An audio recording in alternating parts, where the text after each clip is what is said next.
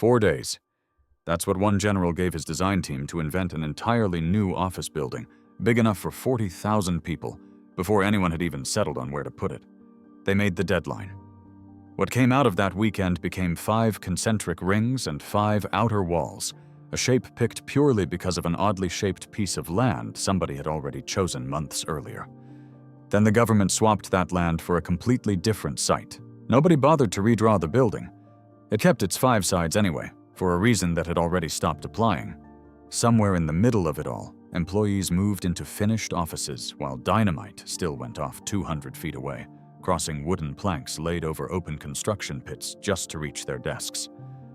This should have taken 4 years. It took 16 months instead, mid-war, without enough steel to spare, and without ever finishing one section before people moved in. How does a project like that not fall apart?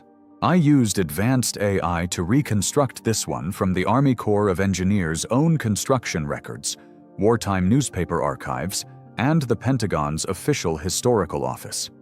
Here's how it actually started. The problem had a number attached to it a full year before anyone drew a single wall. In November 1940, Under Secretary of War Robert Patterson warned in a confidential memo that office congestion was already slowing down the national defense effort. By early 1941, that warning had aged into a crisis.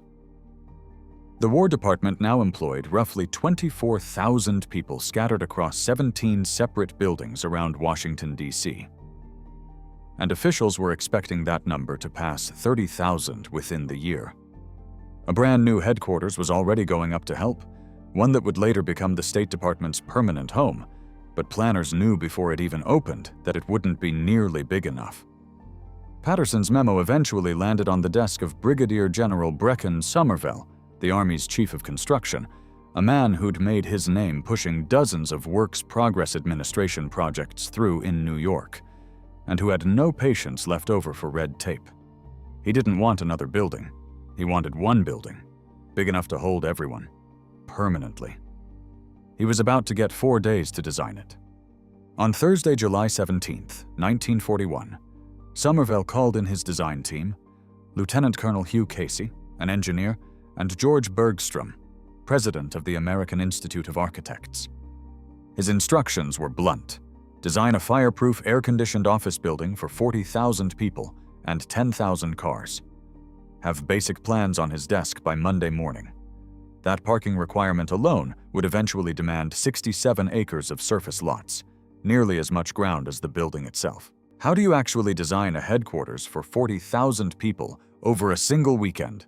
You start with whatever site is already picked out, and you let its shape decide everything else.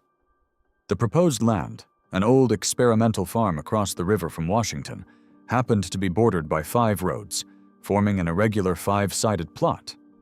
The land itself had a history of its own. It had once been part of the Custis Lee estate, the family property Robert E. Lee left behind at the start of the Civil War, later run by the Department of Agriculture as an experimental farm. Casey and Bergstrom worked through the weekend and made the deadline.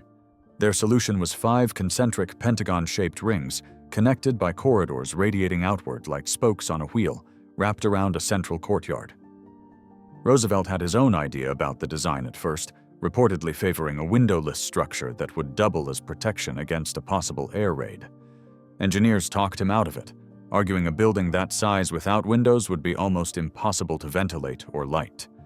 I can't help but respect the audacity of it, giving a team 3 days to invent a building this size and getting an actual usable design back by Monday morning.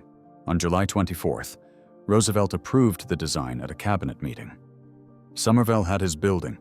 He just didn't have his site anymore, not for long. The proposed site sat directly between Arlington National Cemetery and Memorial Bridge, right in the ceremonial sightline running from the bridge to the Lincoln Memorial. Once the plan became public, the objections came fast. Congressmen, civic groups, and Roosevelt himself worried a massive 5-story building would permanently wreck that view.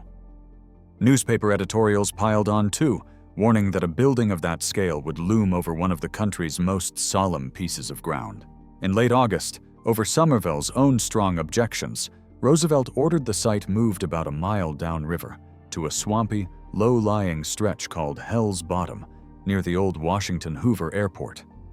Here's the part that never quite made sense afterward. Why keep a 5-sided building on a site that no longer needed one? Time.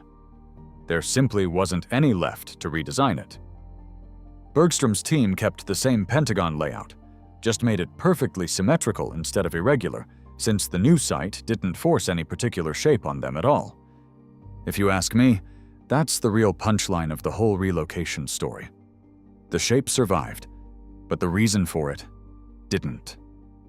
The new site came with its own cost. Building the access roads and cloverleaf interchanges required clearing Queen City, a settled black neighborhood of roughly 300 families, a few hundred yards away. By April 1942, the Army had cleared the last of it. A highway interchange sits there today. The road network alone eventually grew to more than 30 miles of highways and ramps, including 21 separate overpasses, all needed just to move tens of thousands of commuters in and out of one building every single day. Ground broke on September 11, 1941, without much ceremony. Construction started before the design was even finished.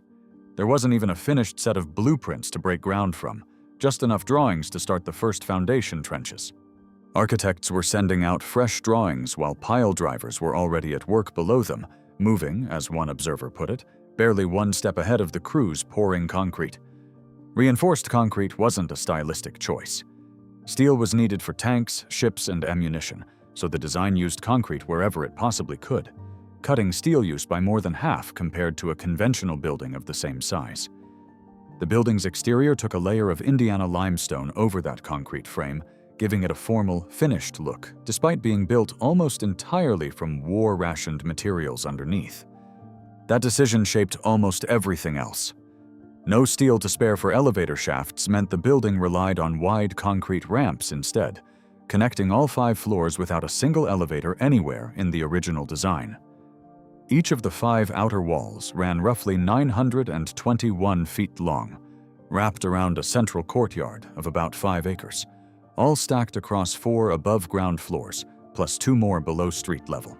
By the end of 1941, roughly 4,000 workers were on site across 3 shifts. Progress was steady. It wasn't nearly fast enough for what came next. General contractor John McShane, the same builder responsible for the Jefferson Memorial going up nearby, worked under a cost-plus contract, meaning he got paid for whatever the job actually cost plus a fee on top. That arrangement let crews start pouring concrete before the full set of drawings even existed, since nobody had to lock in a fixed price first. On December 7, 1941, Japan attacked Pearl Harbor. 4 days later, the government shifted control of military construction from the Quartermaster Corps to the Army Corps of Engineers, and Somervell's already aggressive schedule got even tighter. He demanded 1 million square feet of finished office space ready for occupation by April 1, 1942, less than 4 months away. The workforce exploded to match. By March 1942, more than 10,000 people were working the site. At the busiest stretch, that number hit 15,000, split across 3 shifts running straight through the night under floodlights. Feeding and moving that many people became its own operation, with mess halls on site serving thousands of meals a day, and bus convoys hauling workers in from across the region before dawn. The ground itself didn't make any of it easier. Hell's Bottom lived up to its name whenever it rained, turning stretches of the site into standing water and slowing trucks that were already behind schedule. The raw materials alone tell you how much concrete this actually took. Crews dredged 680,000 tons of sand and gravel straight out of the Potomac River, processed on site into 435,000 cubic yards of concrete, poured over 41,492 concrete piles driven into 5.5 million cubic yards of excavated earth. Stack that much concrete into a single wall, and it would run for miles, all of it mixed and poured within a construction footprint smaller than some of the neighborhoods it displaced to make room for parking. On April 11, 1942, architect David Whitmer replaced Bergstrom as chief designer. The building wasn't finished. It wasn't close, but the deadline didn't care, and neither did Somervell. The first section opened on schedule, barely, on April 30, 1942. Employees moved their desks in that same week. What does a federal agency actually do with thousands of new employees when half their offices are still missing walls? It moves them in anyway. Early workers set up in open bays without partitions, typing away next to studs and exposed wiring. To get from one wing to another, plenty of them crossed wooden planks laid directly over open excavation pits, sometimes with a 50-foot drop underneath. Dynamite blasts for the foundation on unfinished wedges went off within earshot of desks that were already fully staffed. Construction crews and clerical staff worked the same building, often the same hallway, at the same time. Temporary wiring ran along exposed studs, concrete dust settled over typewriters daily, and entire wings operated for months without finished heating or plumbing, all while the offices around them stayed fully staffed. Supervisors reportedly joked that the building was being staffed and built at the same time by two different armies that just happened to share a job site. I keep imagining some clerk balancing a stack of files on a wooden plank, 40 feet above an open pit, on his very first day at a brand new job. Nobody planned it that way on purpose. There simply wasn't a version of this schedule where the building sat empty until it was finished. Partway through construction, Somervell made a late call that changed the building's final size. He ordered a fifth floor added, pushing total office space past 6 million square feet, more than any office building on Earth at the time. Workers on site had already started calling it the Pentagonal Building as an informal nickname. In May 1942, the War Department made it official, renaming it the Pentagon Building. A year after that, it dropped down further still to simply the Pentagon, the name that stuck for good. The extra floor wasn't cosmetic. War Department staffing kept climbing faster than anyone in 1941 had projected, and Somervell would rather add concrete than run out of room twice. The shell and roof were finished within a year of groundbreaking. What remained was interior finishing, running new wiring and plumbing through 5 million square feet of floor space, plus fireproofing requirements that hadn't fully existed when the project began.